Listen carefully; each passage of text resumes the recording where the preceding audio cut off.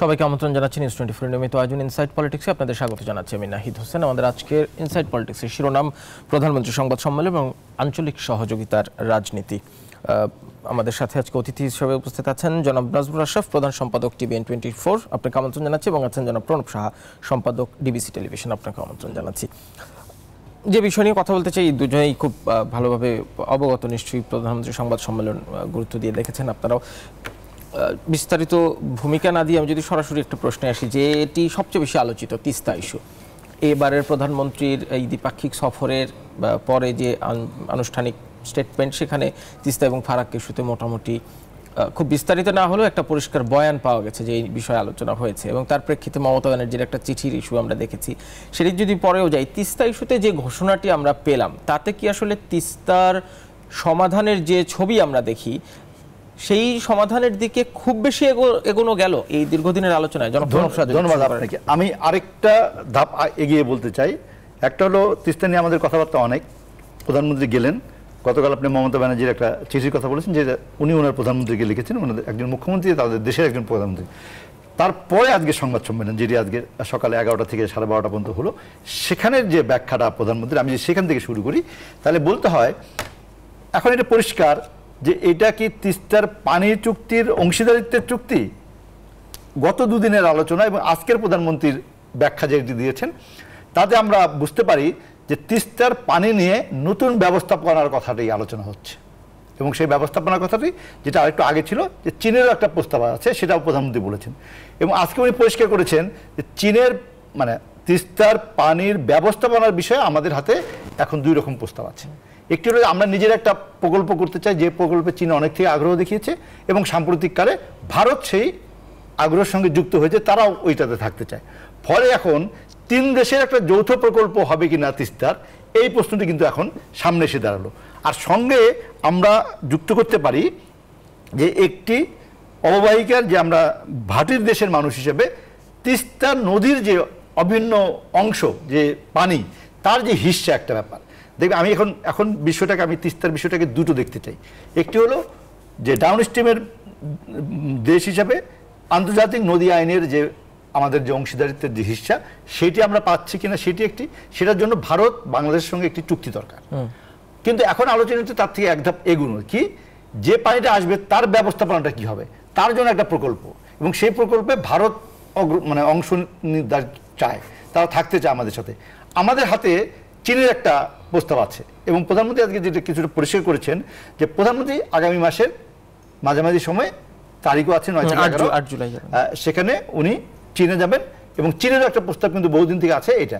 ফলে এখন দুটি বিষয় আমি মনে করি, যে একটি হলো যে তিস্তার যে পানি আসে আমাদের বর্ষার সময় বলি, শুষ্ক মৌসুমে বলি, তার একটা ব্যবস্থাপনা করে সেই পানিটাকে আমার দেশের স্বার্থে লাগানো, এটি একটি বিষয়।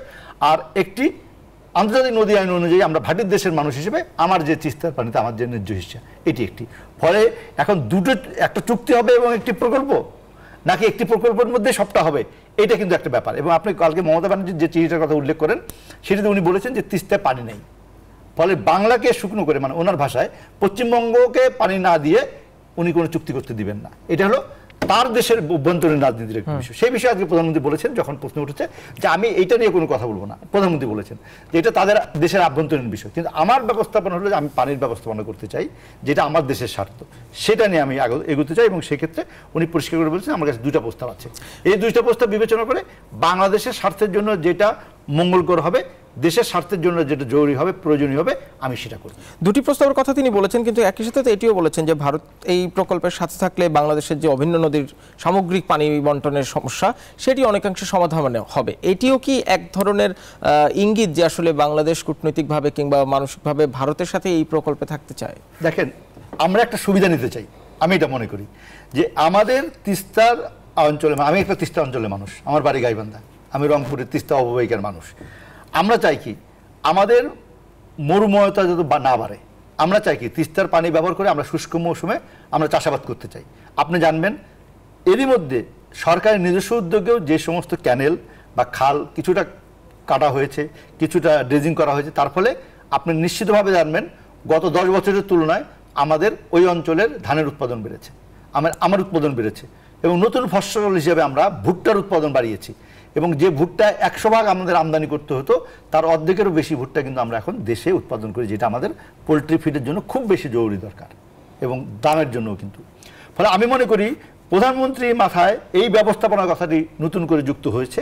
আপনি যেটি বললেন যে আরও যে 54টি অভিন্ন নদী আছে তার সব কিছুর ব্যবস্থাপনাটা আমাদেরকে দেখতে হবে, শুধু পানি কতটা পেলাম তা না। তার সঙ্গে যুক্ত করতে চাই আগামী বছর, আগামী 26 সালে 2026 সালে আমরা 1996 সালের 12 ডিসেম্বর যে গঙ্গার পানি চুক্তি করেছিলাম তারও 30 বছর শেষ হয়ে যাবে। ফলে ওইটার একটা রিনিউ হবে, যেই রিনিউ হবে কি হবে না তাতেও একটু নেতিবাচক মনোভাব কিন্তু মুখ্যমন্ত্রী মমতা ব্যানার্জির চিঠি টু দা প্রধানমন্ত্রী ভারত তার মধ্যেও আছে কিন্তু, যে উনি তারও বিরোধিতা করেছেন, যদিও এতদিন কিন্তু তেমন কোনো কথা বলেন নাই। ফলে আমি মনে করি এই নদী ব্যবস্থাপনা, অভিন্ন নদী এবং নিজের নদী ব্যবস্থাপনার একটা নতুন জিনিস আমাদের সামনে এসে দাঁড়িয়েছে এবং প্রধানমন্ত্রীর কাছে, বাংলাদেশ সরকারের কাছে সেটি একটি বড় চ্যালেঞ্জ। একই সঙ্গে মানুষের কাছে, রাজনীতি বেশি মানুষের কাছে কি আমরা ন্যায্য হিসেবেটা পেলাম কি পেলাম না, অভিন্ন নদী হিসেবে তিস্তা, এটা হলো রাজনীতি। আর স্বার্থটা কি? স্বার্থটা হলো যে আমি যে পানি পাই, আমার বর্ষায় যে পানি আসে সেই পানি আমি ব্যবস্থা করতে পারলাম কিনা, শুষ্ক মৌসুমে সেটা আমি লাগাতে পারলাম কিনা, কেন আমার তিস্তা অববাহিকায় আমার ফসলের জমির জন্য যে সেচ দরকার সেই সেচের ব্যবস্থা আমি করতে। আপনি জানেন দিনাজপুর একটি বর্ধিষ্ণু এবং বড় ধান উৎপাদনের জেলা, আমি সেখানে পানি দিতে পারবো কিনা। আমার রংপুর অববাহিকায় যেখানে মঙ্গা ছিল সেখান থেকে আমরা ফসল বাড়িয়েছি, আমরা যদি হাড়িভাঙ্গা আমের কথা বলেন আর ভুট্টার কথা বলেন, সেই ফসলের জন্য আমি সবসময় পানি পাবো কিনা, সেটাও বড় চ্যালেঞ্জ আমাদের জন্য। ধন্যবাদ জনাব নাজমুল আশরাফ। এই সামগ্রিক বিষয়টি এখন কতটা আসলে শুধু রাজনীতি, কতটা রাজনীতির আঞ্চলিকতা আর কতটা আঞ্চলিক সহযোগিতার রাজনীতি? রাজনীতি তো বটেই, রাজনীতি ভালো মন্দ সব দিকই থাকে। রাজনীতিরই আরেকটা রিফাইন্ড রূপ হচ্ছে আপনার কূটনীতি। তারপরে আপনি বলছেন আঞ্চলিক সহযোগিতা। আঞ্চলিক বললে কিন্তু একটা দেশ বোঝায় না। আমরা যদি বলি যে এই অঞ্চল, দক্ষিণ এশিয়া যদি আমরা বলি, এখানে কিন্তু অঞ্চলের কোনো ব্যাপার না, ব্যাপারটা হচ্ছে বাংলাদেশ এবং ভারত। এবং বাংলাদেশ ভারতের সম্পর্ক ঐতিহাসিকভাবে আমরা যদি 71 সাল থেকে শুরু করি, লম্বা ইতিহাস। এবং এই মুহূর্তে ভারতের যে কোনো ভূমিকা যেটি বাংলাদেশের স্বার্থের বিরোধী আপনি নিয়ে যদি কথা বলেন, তখন আপনি দেখবেন কিছু মানুষ দাঁড়িয়ে যাবে, সরকারি দলের লোক এবং তাদের সমর্থক, তারা বলবে কি যে তারা তো 71 সালে আমাদের যুদ্ধে সহায়তা করেছিল। 71 সালে যুদ্ধে সহায়তা করেছিল বলে আপনি 53 বছর আমাকে শুধু ঠকায় যাবেন, আগামী কয়েকশো বছরও ঠকানোর পরিকল্পনা করবেন, এটা তো কোনো যুক্তি হতে পারে না। আমি বিশ্ববিদ্যালয়ের শিক্ষক, খুবই পরিচিত মুখ, আপনার অন্তত টেলিভিশনের টক শোতে এরকম একজন অধ্যাপক, ডক্টরেট ডিগ্রিধারী, তার একটা বক্তব্য শুনছিলাম গতকাল একটা টক শোতে। তিনি বলছিলেন যে 71-এ ভারত যে আমাদেরকে সহযোগিতা করেছে, আমাদেরকে জন্মের জন্য সাহায্য করেছে, এই যে ধাত্রীমাতার ভূমিকা পালন করেছে, তার জন্য চিরকাল আমাদেরকে তাদের দিয়ে যেতে হবে। কেন? ঋণ শোধ করতে হবে।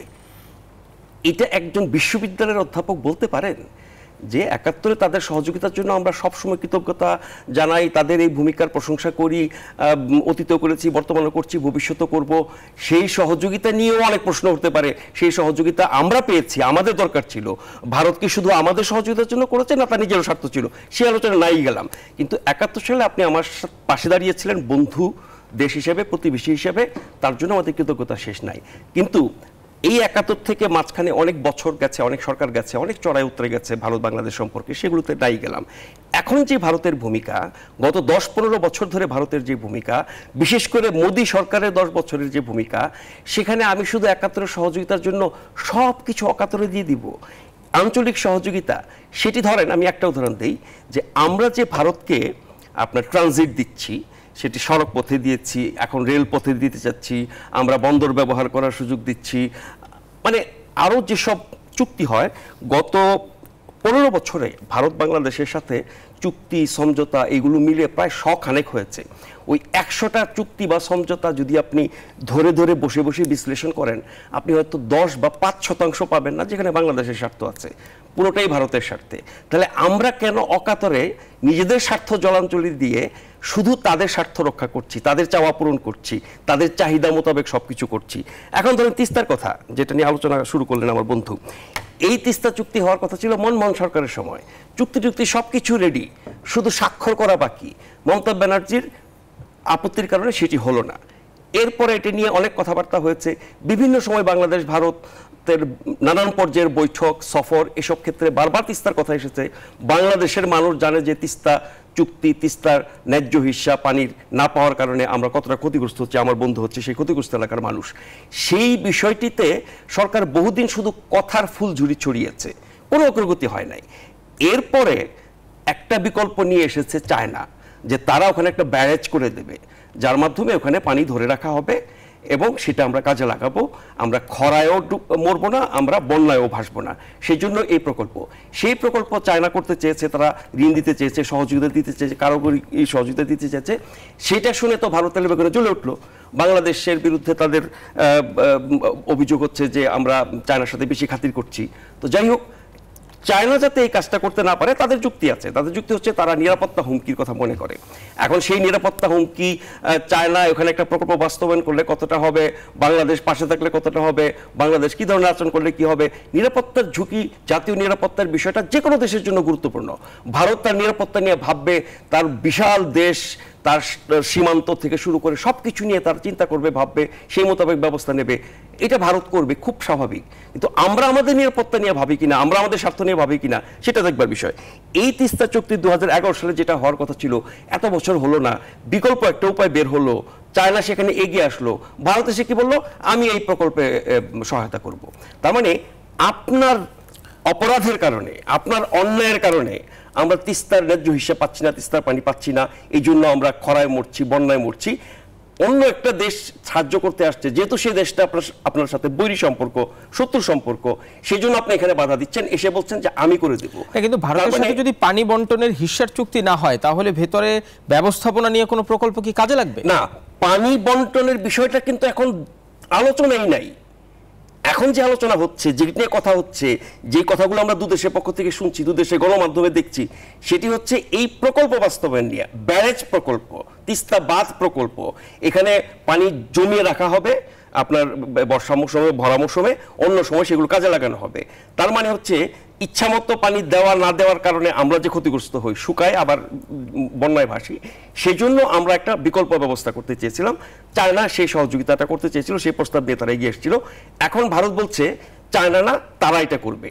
আরে ভাই, এই প্রকল্প আমাকে কেন করতে হচ্ছে? তুমি পানি দাও না বলে আমাকে এটা করতে হচ্ছে। তুমি পানি দাও আমাকে, তাহলে তোমার প্রকল্পই করতে হয় না, চায়নাকে আনতে হয় না। তুমি আমাকে পানি দিচ্ছ না, বিকল্প ব্যবস্থা করতে গেলাম, অন্য একটা দেশ আসলো আগায়া, সেখানে এসে বলছেন না এটা আমি করে দেবো। এবং আপনি কি করবেন? আপনি বলতেছেন আমি এখানে ঋণ দেবো। মানে আপনার দোষে আমার যে বাড়তি সমস্যাটা হচ্ছে, তার জন্য যে বাড়তি খরচ হচ্ছে, সেখানে আপনি ঋণ দেবেন, সাহায্যও না, সহযোগিতাও না, টাকাও না, ঋণ দেবেন। এবং ভারতের ঋণের প্রতিশ্রুতির বাস্তবতা আমরা জানি। গত 15 বছরে কোন কোন ক্ষেত্রে তারা কি কি ঋণ কিভাবে দিতে চেয়েছে, আমরা কতটুকু পেয়েছি, সেই হিসাবে গেলে দেখা যাবে কি তাদের কথার কোনো দাম নাই। তো সেটা হচ্ছে কেবলই চায়নাকে এখান থেকে তাড়ানোর জন্য। এখন চায়নার সাথে ভারতের সম্পর্ক খারাপ, সেটা তো আমাদের মাথা ব্যথা না। প্রতিবেশী হিসেবে ভারতের সাথে আমাদের সম্পর্ক ভালো, চায়নার সাথে সম্পর্ক ভালো, পৃথিবীর সকল দেশের সাথে আমাদের সম্পর্ক ভালো। আমাদের এটা পররাষ্ট্রনীতিই বলে। কিন্তু আমাদের যে পররাষ্ট্রনীতি, সকলের সাথে বন্ধুত্ব, কারোর সাথে শত্রুতা নয়, এই নীতিতে তো আমরা ভারতের সাথে চলছি না।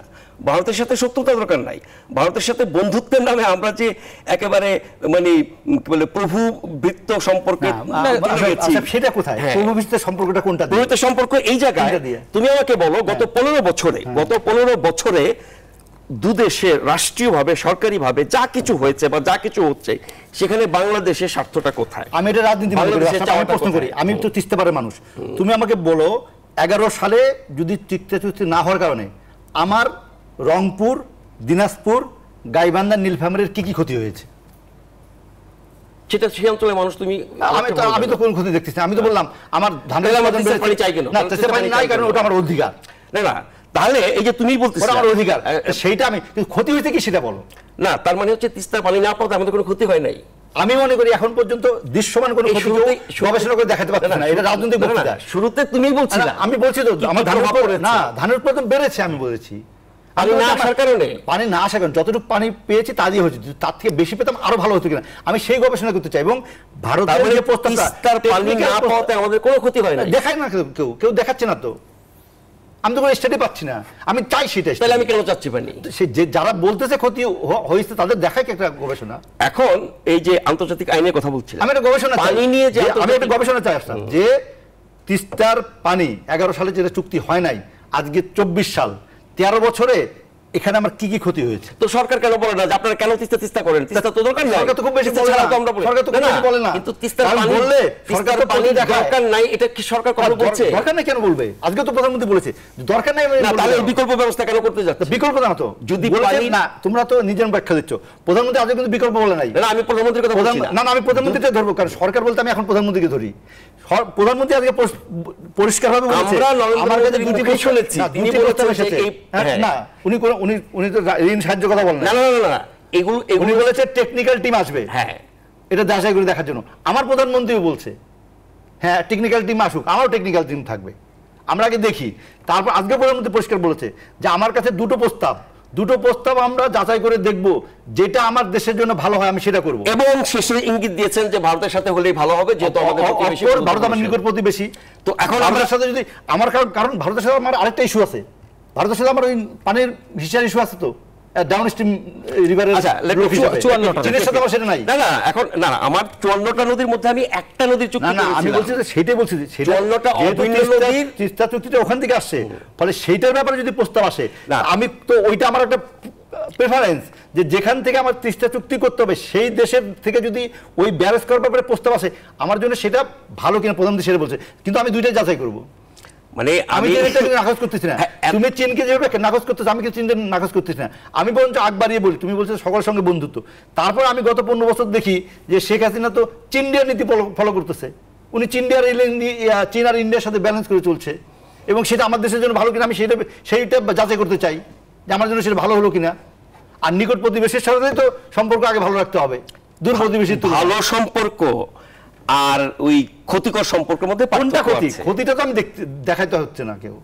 ট্রানজিটটা কি তুমি বললা নাজমুল, তুমি বললে ট্রানজিট, ট্রানজিটের ক্ষতিটা কি? কোনটা ট্রানজিট আর কোনটা কানেক্টিভিটি? আমি বলি তো, আমরা এই তোমার একটা বিল মনে আছে, আমরা ওই 91-96 পার্লামেন্টে আমরা একসাথে কভার করেছি, এবং 96 পার্লামেন্টে ট্রানজিট ট্রান্সশিপমেন্ট করিডোর এগুলো নিয়ে ব্যাপক বিতর্ক হয়েছিল। বিতর্ক, কিন্তু এখন আমাকে বলো যে কোন করিডোরে আমার কোথায় ক্ষতি হয়েছে, কি লাভ হয়েছে, কোনটা করিডোর লাভ কি হয়েছে?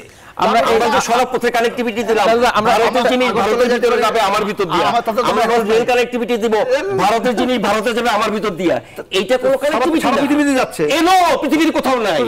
এই যে কথায় কথায় উদাহরণ দেওয়া হচ্ছে ইউরোপ, ভাই ইউরোপে কোনো ভারত নাই, এক। দ্বিতীয় কথা হচ্ছে ইউরোপের সব দেশের সাথে সব দেশ, পৃথিবী ইউরোপের 27টা দেশে সব দেশের সাথে সব দেশের কানেক্টিভিটি, আর ভারতের এক জায়গা থেকে আরেক জায়গায় বাংলাদেশের ভিতর দিয়ে যাবে, এই কানেক্টিভিটি এক কথা হইল? আমার ট্রান্সএশিয়ান আমার লাভটা কি হচ্ছে? আমার কোথায় তোমার ট্রান্সএশিয়ান রেলওয়ে, কোথায় ট্রান্সএশিয়ান রেলওয়ে, কোথায় ট্রান্সএশিয়ান হাইওয়ে? লসটা হবে না, মানে তুমি আমার বাড়ির উপর দিয়ে যাবা, লস কি? তোমার জন্য আমি বাড়ি ঘর বানাই দেবো, রাস্তা বানাই দেবো, দেই নাই তো কোনটা। ভাই শোনো, এগুলো নিয়ে বিতর্ক, আমরা একটা বিরতি নিই, তারপরে নৌপথে আখাউড়ায় যন্ত্রপাতি এসেছে, সেই যন্ত্রপাতি ইন্ডিয়াতে গিয়েছে, আমার ক্ষতিটা কি হয়েছে? না একই সাথে নেপাল ভুটান, একই সাথে ভারতের ভূমি ব্যবহার করে নেপাল ভুটানে যাওয়ারও একটা বিষয় আলোচনা আছে। আমরা একটা বিরতি নিয়ে এসে আলোচনায় ঢুকবো আবার। একটা বিরতি, আমার দেশের ভিতর দিয়ে তার দেশের আরেকটা অঞ্চলে যাবে, তার দূরত্ব কমানোর পরে সঙ্গেই থাকবে। আমরা বিরতির পর আবার আমন্ত্রণ জানাচ্ছি ইনসাইড পলিটিক্স। আজ কথা বলছি প্রধানমন্ত্রী সংবাদ সম্মেলন এবং আঞ্চলিক সহযোগিতার রাজনীতি। আমাদের সাথে আছেন জনাব নাজমুল আশরাফ এবং জনাব প্রণব সাহা। তিস্তা নিয়ে বেশ আলোচনা করেছেন আপনারা, ট্রানজিট ট্রান্সশিপমেন্ট করিডোর, এই বিষয়গুলো নিয়ে শেষ করেছিলাম। এই যে লাভ ক্ষতির হিসাব নিকাশ যদি সোশ্যাল মিডিয়ার বয়ানে বলি, সোশ্যাল মিডিয়ায় এই ট্রানজিট ট্রান্সশিপমেন্ট করিডোর নিয়ে যে মাত্রার উত্তেজনা দেখা যাচ্ছে, তাতে মনে হচ্ছে অনেকে বলছেন যে দেশ বিক্রি হয়ে গেছে, এই হয়ে গেছে, সেই ওইটা রাজনৈতিক কথা, সোশ্যাল মিডিয়ার কথা আমি নিতে চাই না। গণমাধ্যমে কি আসছে সেটা রেফারেন্সে বলেন, গণমাধ্যমে কি এগুলো নিয়ে কম লেখা হচ্ছে বা বলা হচ্ছে? ট্রানজিট ট্রান্সশিপমেন্ট করিডোর, দেশ বিক্রির কথা শেষে 1996 সাল থেকে আছে, তারও আগে আছে। না এই ফালতু রাজনীতি আমরা বহু বছর শুনে আসছি, দেশ বিক্রি, দেশ দখল, অঙ্গরাজ্য, আমরা যদি শুনে বড়, আমরা যদি এইগুলো না পলিটিক্যাল রেটরিক বাদ দিও, আমরা যদি আক্ষরিক অর্থে এই ট্রানজিট ট্রান্সশিপমেন্ট করিডোরের লাভ ক্ষতির হিসাব করি, সেখানে বাংলাদেশ কি বার্গেনিং এ পেছানো নাকি বাস্তবিক অর্থে ইন গ্রাউন্ড পেছানো? জনাব নাজমুল সাহেব, না বিষয়টা হলো কি যে আমরা তো বার্গেন করছি না। এক একটা চুক্তি বা সমঝোতা বা একটা ঘটনার পরে আমরা যা ফলাফল দেখি এবং দুপক্ষের যে ভূমিকা দেখি, তাতে তো মনে হয় যে আমরা বার্গেন করছি না। বার্গেন করলে তো আমি আমার মানে চাওয়াটা পূরণ করতাম। এখন ধরেন এই যে আমরা পানি নিয়ে কথা বলছি, করিডোর নিয়ে কথা বলছি, পানি যেমন একটা মানে জনদাবির মতো অনেকটা, এটা নিয়ে সারা দেশের মানুষ জানে, বোঝে এবং সেটা চায় বা প্রত্যাশা পূরণ হচ্ছে না। আমার বন্ধু বলছিলেন যে তিস্তার পানি না পাওয়াতে আমাদের কোনো ক্ষতি হয় নাই। এটা এখন গবেষণা, এটা হ্যাঁ আমার কাছে কোনো গবেষণা নাই, কিন্তু এটার যে কুপ্রভাব তার সম্পর্কিত পত্রপত্রিকা গণমাধ্যমে প্রচুর রিপোর্ট দেখেছি, অনেক কথা শুনেছি। আমি শুধু রাজনৈতিক বয়ান না, কিন্তু যারা এই বিষয়গুলো নিয়ে কাজ করেন এরকম মুখোমুখি কাছে শুনেছি কি কি ধরনের ক্ষতি হয়েছে। এখন আপনাকে আমি হিসাব করে বলতে পারবো না এত বছরে কদ্দূর কি ক্ষতি হলো ইত্যাদি, কিন্তু আন্তর্জাতিক আইন অনুযায়ী অন্য একটা দেশের সাথে বসে তো ওই জিনিস লাগবে। হ্যাঁ, আন্তর্জাতিক আইন অনুযায়ী আমরা ভাটির দেশ, তারা উজানের দেশ। আমাদের যে ন্যায্যতা, আমাদের 54টা নদী, একটা নিয়ে চুক্তি করছে তাও ঠিক মতো বাস্তবায়ন হয় না, ঠিক মতো পানি পায় না, আরেকটা নিয়ে কথা বলেই যাচ্ছে এবং এটা প্রায় আশা ছেড়ে দিয়েছি। ফলে 54 অভিন্ন নদী আপনি পানি ন্যায্য হিসেবে কিভাবে পাবেন, এই আন্তর্জাতিক আইন কানুন কোনো কিছু যদি তারা না মানে।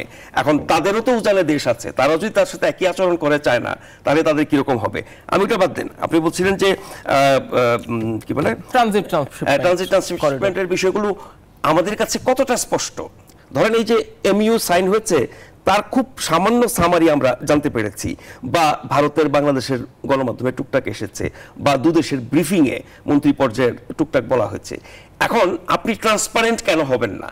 আপনি একটা দেশের হয়ে একটা দেশের সাথে যখন চুক্তি করেন, স্ট্যান্ডার্ড প্র্যাকটিস হচ্ছে সেই চুক্তি সংসদে উপস্থাপন করতে হয়, এটা নিয়ে বিতর্ক করতে হয়, সংসদের অনুমোদন নিতে হয়। সব ক্ষেত্রে এটা মাত্রাগত পার্থক্য আছে, কিন্তু আপনি যদি ট্রান্সপারেন্ট হন, আপনার মনে যদি কোনো মানে কালিমা না থাকে, আপনার যদি কোনো রকমের ভয়ভীতি না থাকে, হ্যাঁ আমি জাতীয় স্বার্থে, দেশের স্বার্থে এরকম একটা চুক্তি করেছি, সেটা ভারত হোক, চায়না হোক, রাশিয়া হোক, আমেরিকা হোক, সেগুলো একদম পুরোপুরি ওপেন করতে তো কোনো সমস্যা নাই। আমরা এগুলোর ব্যাপারে অনেক রাগডাক দেখি স্পষ্টভাবে।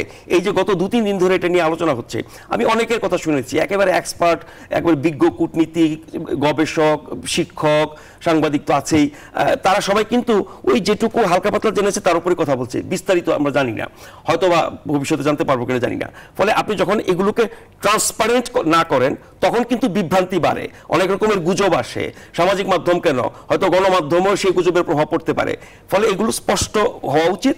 আর আঞ্চলিক সহযোগিতা, এটা অনেক বড় ক্ষেত্রের কথা। এই যে আপনার কি বলে ইন্দো প্যাসিফিক পলিসি নিয়ে আমরা যে কথা বলি, ভারতের অবস্থান, আমাদের অবস্থান, আমেরিকার অবস্থান, সেই জায়গায় গেলে পরে এই পুরো অঞ্চলের যে ওপেননেসের কথা বলা হয়, বাংলাদেশও সেটার পক্ষে, সেই ওপেননেসের ব্যাপারটা কিন্তু আমরা ইন্ডিয়া বা ভারতের কাছ থেকে পাই না। আর এবারের 10টি সমঝোতার মধ্যে আরও 2টি গুরুতর বিষয় আছে। আবারও বলছি, বিস্তারিত তথ্য নাই, যেটুকু হালকা পাতলা এসেছে এবং বিশেষজ্ঞরা যেটুকু ব্যাখ্যা করেছেন, সামরিক সহযোগিতা এবং সমুদ্র নিয়ে যেই আপনার হ্যাঁ, সেই জায়গাগুলো নিয়ে অনেক আশঙ্কার কথা এক্সপার্টসই বলছেন। আমরা জানি না কতটুকু গভীরে ওনারা গেছেন বা কতটা বিস্তারিত আলোচনা হয়েছে। আমরা হয়তো চুক্তি হলে বিস্তারিত জানলে আরো বেশি বুঝতে পারবো।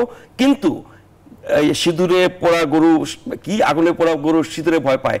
আমরা যেহেতু বিভিন্ন সময় বিভিন্ন ক্ষেত্রে ঠকেছি, অধিকার বঞ্চিত হয়েছি, সেই কারণে সবকিছুর মধ্যে আশঙ্কা থাকাটা খুবই যৌক্তিক। জনাব প্রণব শাহ। ধন্যবাদ আপনাকে। দেখেন, প্রথমত আমি আমার বন্ধুর সাথে একমত হতে চাই। কি, যে কোনো চুক্তি ট্রান্সপারেন্সি না, ট্রান্সপারেন্সি, যে কোনো চুক্তি জাতীয় স্বার্থে হলো কিনা সেই চুক্তি সংসদে উপস্থাপন করতে হবে, এটা আমাদের আইন, সংবিধান। আমরা কি গত 3 বছরে 5 বছরে কোনো চুক্তি করেছি ভারতের সাথে? বা সর্বশেষ যে 7টি এমওইউ নতুন এবং 3টি এমওইউ রিনিউ, একটিও চুক্তি না। তা নিশ্চয়ই আমার থেকে আমার বন্ধু ভালো জানে যে কোনটা চুক্তি আর কোনটা এমইউ, কোনটা সংসদে দিতে হবে, কোনটা দিতে হবে না। যতক্ষণ পর্যন্ত চুক্তি না হবে ততক্ষণ পর্যন্ত আমি তো এটা বললে শুধু রাজনৈতিক বক্তৃতা দেওয়া হবে যে গোপন করা হয়েছে। আর দেখেন, সামরিক কৌশল, 2টি সামরিক শিক্ষা কলেজের সঙ্গে এমইউ হয়েছে। এটা কতটা স্ট্র্যাটেজি, কতটা শিক্ষা। ওয়েলিংটন মিলিটারি কলেজের সাথে আমাদের ডিএসসিসির একটা এমইউ হয়েছে, যে 2 দেশের শিক্ষা পর্যায়ে একটা আমরা কাজ করব। এটা কতটা সামরিক কৌশল আর কতটা সামরিক শিক্ষা সেটা দেখতে হবে। সামরিক শিক্ষা অবশ্যই সামরিক কৌশলকে প্রভাবিত করবে, সামরিক কৌশলের অংশ শিক্ষাটা, কিন্তু কতটা কৌশল আর কতটা শিক্ষা সেটা আমাদেরকে খুব পুঙ্খানুপুঙ্খ আমার মতন জায়গা থেকে কিন্তু সেটা বুঝতে হবে। আরেকটু যদি দেখেন, এই যে যেটি রেলওয়ে 2 রেলওয়ের মধ্যে কিন্তু একটা রেলওয়ে কাজ হবে বলে আমরা একটা এমইউ পেয়েছি, না নতুন এমইউ। তাতে করে আমরা ওইটা বলতে ওই রুটটা গিটলধর থেকে শুরু করে যেটা চিলাহাটি দিয়ে যায়, সেইটা ছিল একসময়। বন্ধ হয়ে গেছে। তো সেটা একটা এমইউ হয়েছে। তা এমইউ হওয়া মানেই তো আমার চুক্তি হওয়া না, এমইউ হওয়া মানে আমার সকল ট্রান্সপারেন্সি লস হয়ে যাওয়া না। যখন এমইউ হলো তখন থেকে আমি পর্যবেক্ষণ করব যে আমার স্বার্থে এইটা চুক্তির দিকে যাচ্ছে কিনা। দেখেন 3টি এমইউ কিন্তু রিনিউ হয়েছে, মানে কবে এমইউ হয়েছিল তার চুক্তি পর্যন্ত যেতে পারে নাই, সেটাকে আবার রিনিউ করতে হলো। তাহলে এমইউ মানে যে কতটা হালকা, চুক্তি মানে কতটা শক্ত, সেটা বোঝার সক্ষমতাও কিন্তু আমাদের লাগবে। কোনো এমইউ কিন্তু পার্লামেন্টে প্লেস হবে না, কারণ ওটা খুবই আলোচনা পর্যায়ে আছে, দুজনের ইচ্ছা, দুজন মিলে সমঝোতা করেছে আমরা এই জিনিসটা নিয়ে কাজ করব। সেইটা কতটা আপনাকে দিতে হবে, আমি চাই দিতে হবে যতক্ষণ পর্যন্ত যা হবে। আমি তো চাই রেল মন্ত্রণালয় থেকে আগামী 7 দিনের মধ্যে তাদের দিতে হবে যে তাদের এমইউ করার ক্ষেত্রে তাদের প্রাথমিক কাজটা কী ছিল, কি চাই আমরা, সেটা তারা বলুক। এটা আমি আমার বন্ধুর সাথে একমত। কিন্তু ক্ষতি হয়ে গেছে সেটা বলার আগে তো আমার ওইটুকু বুঝে নিতে হবে। আমি এই জায়গাটা জোর দিতে চাই, এই জায়গাটা আমরা বেশি জোর দিয়ে নেব নয়, আমাদের ওই কাজটা হয় না। আমরা কেন তিস্তার পানি চাই, বিকজ আমার এই ক্ষতি হচ্ছে। 11 সালে চুক্তি হওয়ার কথা ছিল আভ্যন্তরীণ রাজনীতি এবং তাদের সাংবিধানিক যে সকল অঙ্গরাজ্যের সম্মতি না থাকলে তারা কেন্দ্রীয় সরকার চুক্তি করতে পারবে না, সেই জন্য আমার চুক্তিটা হয় নাই।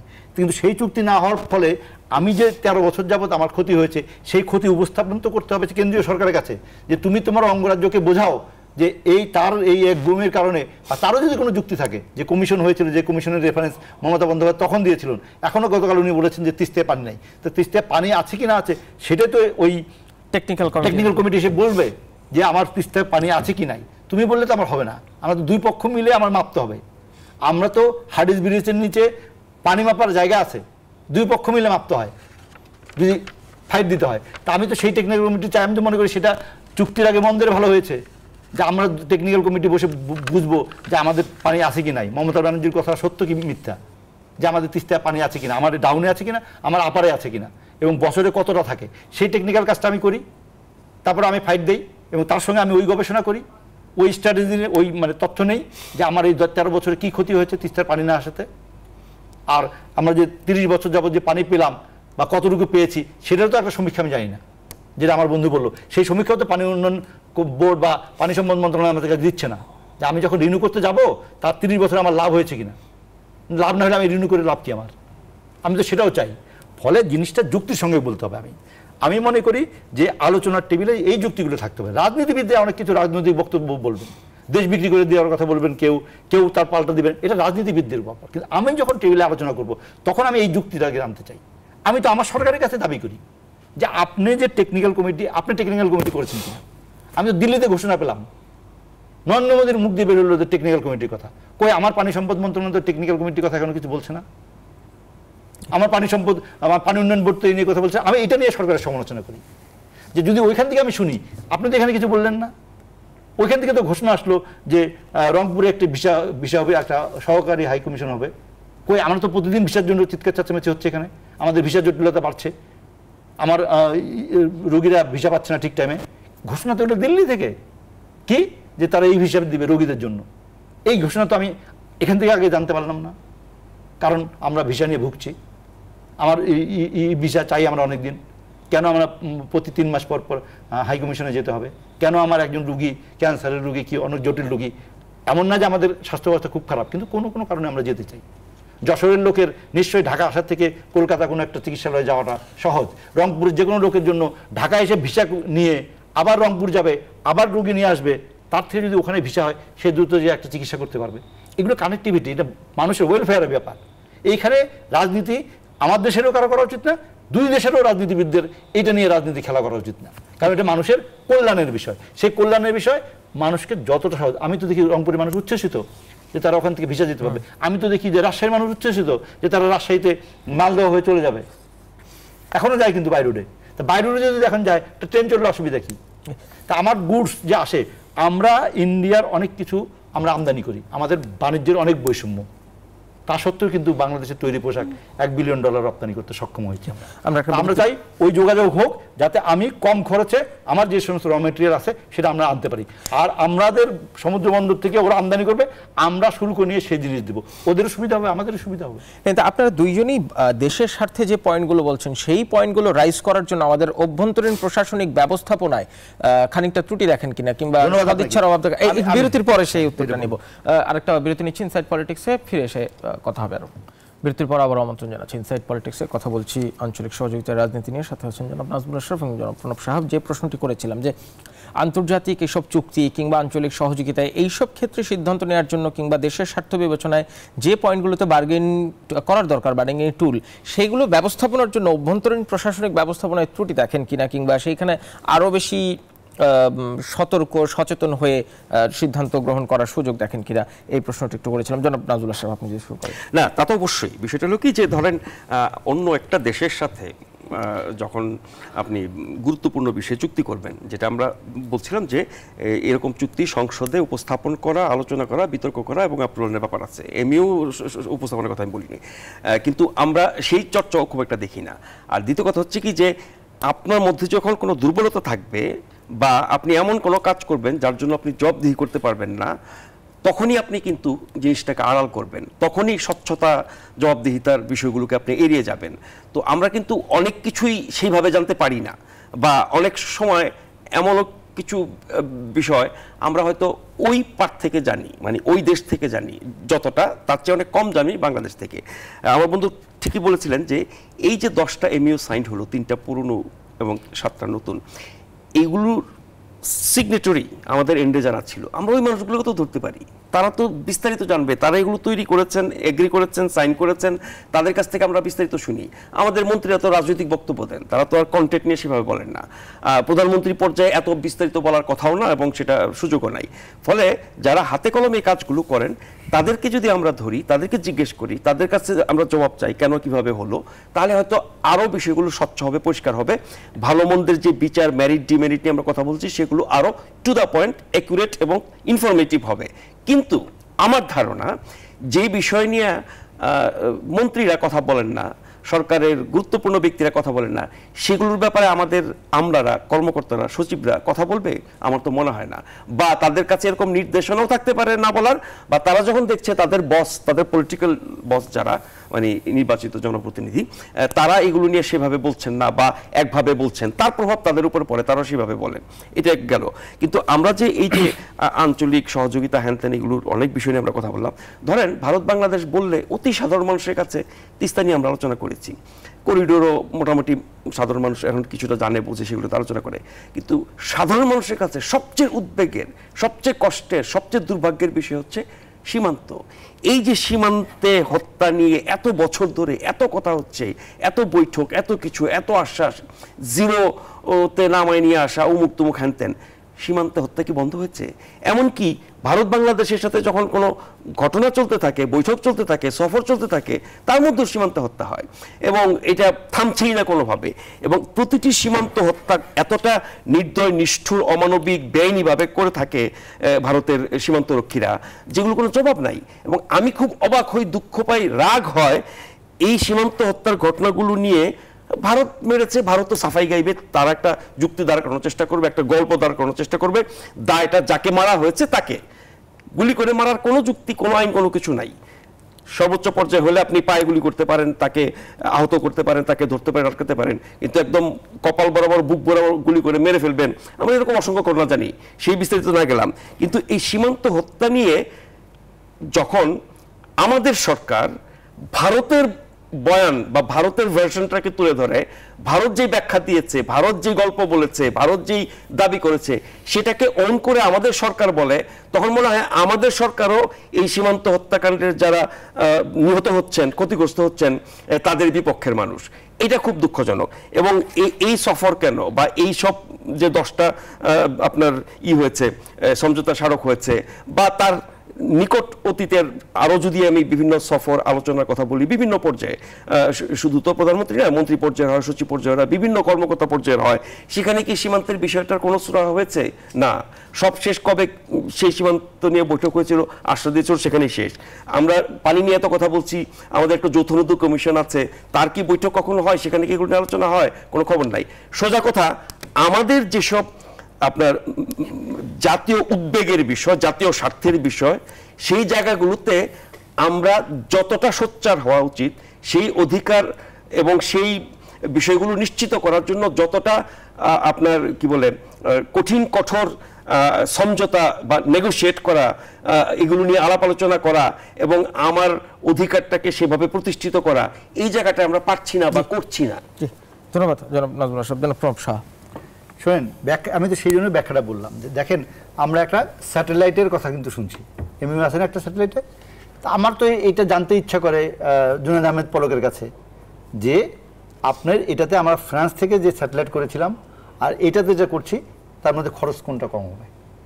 যদি এটাতে খরচ কম হয় তাহলে আমার লাভ হলো, তাহলে ফ্রান্সে আমি বেশি খরচ করে ফেলেছিলাম। শুধু খরচ না, সুবিধার বিষয়টা আছে দুটাই। প্রথমত খরচ কম হলে তো একটা খরচ কম, আমি একটা যদি 100 কোটি দিয়ে পাঠাই আর একটা যদি 10 কোটি দিয়ে পাঠাই তাহলে আমরা এটাই লাভ। 10 কোটি টাকা কোনো কাজেই না লাগে, আমি যে 10 কোটি না, এটা তো লাভ, তাই না? সেটা তো জানতে পারতেছি না আমি, বলছি সেই জায়গাটা। ফলে আপনি যেটি বললেন যে এগুলো বিষয়গুলো একটু পরিষ্কার করে পড়া উচিত।